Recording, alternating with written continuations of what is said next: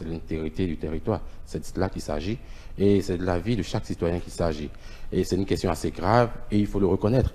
Le gouvernement ne ménage aucun effort pour faire en sorte que les forces de défense et de sécurité soient davantage outillées pour faire face à cette nouvelle menace à laquelle on n'était pas forcément préparé. Et c'est tout cela qui amène aujourd'hui à créer à faire des partenariats de formation avec telle autre force de défense dans notre pays et tout.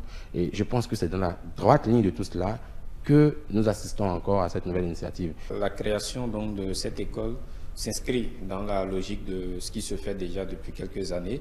On a été surpris par le phénomène. Le Bénin n'était pas du tout habitué à ce phénomène. On a été surpris et c'est heureux de voir que le gouvernement, qu'il y a des mesures qui sont prises parce qu'il faut agir pour l'avenir, il faut agir pour le long terme.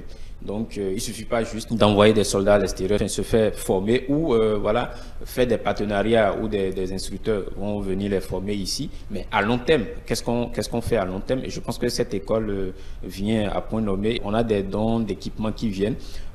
Est-ce qu'ils savent manipuler? Est-ce qu'ils savent conserver? Je pense que c'est toutes ces questions-là qui seront donc résolues une fois que l'école va fonctionner et on pourra du coup former des Béninois, des militaires béninois sur place. On pourra les former pour aider voilà, sur le terrain à mieux combattre le terrorisme. Déjà, je trouve que c'est une mesure salutaire pour faire face à ce fléau, qu'est le terrorisme qui a eu une certaine montée en puissance ces dernières années. Et donc, il fallait, je veux dire, cette école-là pour relever le défi de la professionnalisation.